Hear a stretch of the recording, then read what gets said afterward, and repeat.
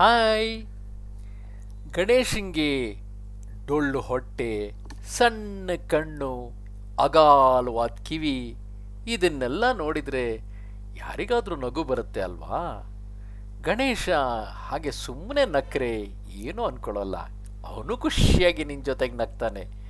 ಮಕ್ಕಳು ನಗ್ತಾ ನಗ್ತಾ ತನ್ನ ಜೊತೆಗೆ ಪ್ರೀತಿಯಿಂದ ಆಟ ಆಡಲಿ ಅಂತ ಗಣೇಶನು ಬಯಸ್ತಾನೆ.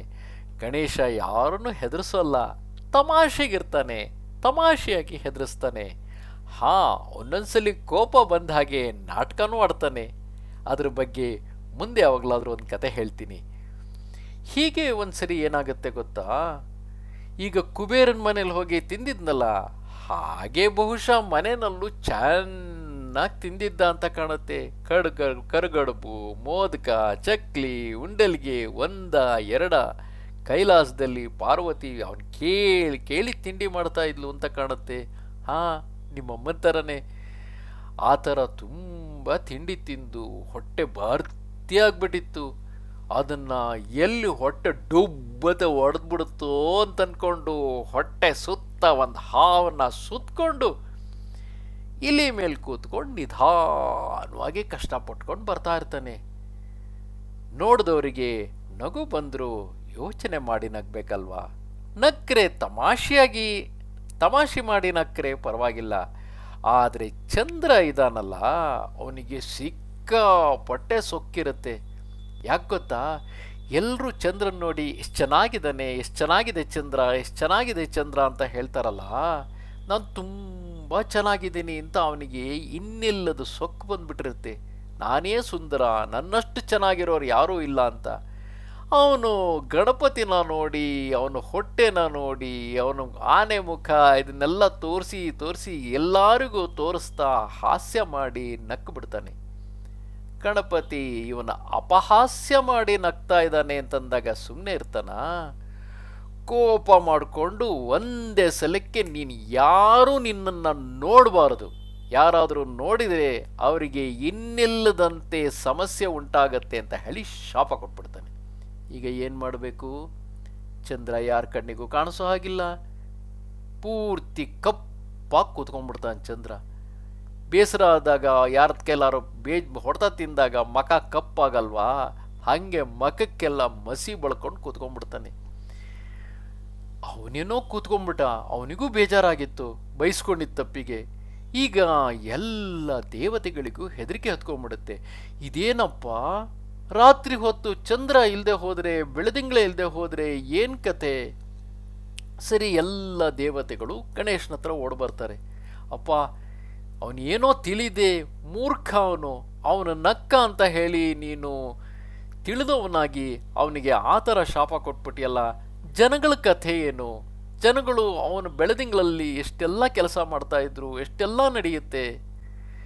ಸರಿ, ಒಂದು ಮಾಡಿ ಅವನು ಕ್ಷಯಿಸ್ತಾ, ಅಂದರೆ ಹುಣ್ಣಿಮೆಯಲ್ಲಿ ಪೂರ್ತಿ ಇರಲಿ, ಹುಣ್ಣಿಮೆಯಿಂದ ಪಾಡ್ಯದ ತನಕನೂ ಅವನು ಕ್ಷಯಿಸ್ತಾ ಹೋಗಲಿ, ಅಮಾವಾಸ್ಯೆ ದಿವಸ ಪೂರ್ತಿ ಕಪ್ಪಾಗ್ಬಿಡಲಿ, ಅಮಾವಾಸ್ಯೆಯಿಂದ ಹುಣ್ಣಿಮೆ ತನಕ ಅವನು ಮತ್ತೆ ಬೆಳೀತಾ ಬರಲಿ ಅಂತ ಹೇಳ್ತಾನೆ.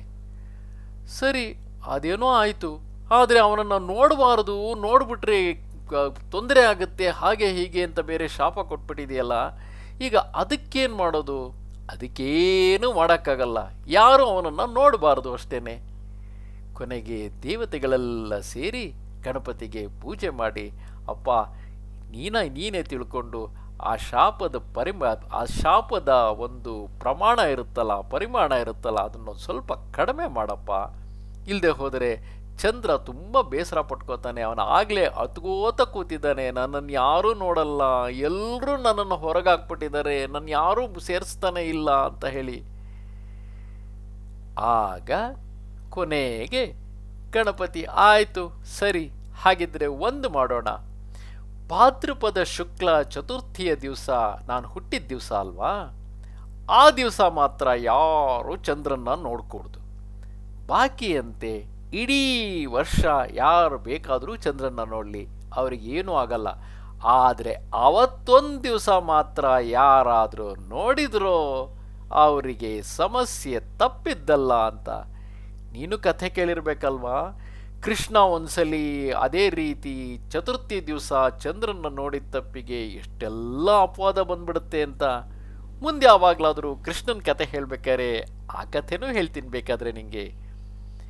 ಹಾಗೆ ಎಲ್ಲ ವಾಪಸ್ ಬಂದ್ಬಿಟ್ಟು, ನೋಡಿದ್ಯಾ ನೀ ಮಾಡಿದ ತಪ್ಪಿಗೆ ಇಷ್ಟಾದರೂ ಶಿಕ್ಷೆನ ಕಡಿಮೆ ಮಾಡಿಸಿದ್ದೀವಿ, ಇಡೀ ವರ್ಷ ಜನ ನಿನ್ನ ನೋಡ್ಬೋದು, ಆದರೆ ಚತುರ್ಥಿ ದಿವಸ ಭಾದ್ರಪದ ಶುಕ್ಲ ಚತುರ್ಥಿ ದಿವಸ ಮಾತ್ರ ನಿನ್ನನ್ನು ಯಾರೂ ನೋಡೋ ಹಾಗಿಲ್ಲ. ಒಂದು ದಿವಸ ನೀನು ಯಾರ ಕಣ್ಣಿಗೂ ಬೀಳದಿದ್ದ ಹಾಗೆ ಮರೆನಲ್ಲಿರು, ನೋಡಿದರೆ ಅವರಿಗೆ ತೊಂದರೆ ಸಮಸ್ಯೆ ತಪ್ಪಿದ್ದಲ್ಲ. ಸರಿ, ಚಂದ್ರನು ಜೋಲ್ಮರೆ ಹಾಕ್ಕೊಂಡು, ಇಷ್ಟಾದರೂ ಗಣಪತಿ ನನಗೆ ಕರುಣೆ ತೋರಿಸಿದ್ನಲ್ಲ ಅಂತ ಹೇಳಿ ಒಪ್ಕೋತಾನೆ.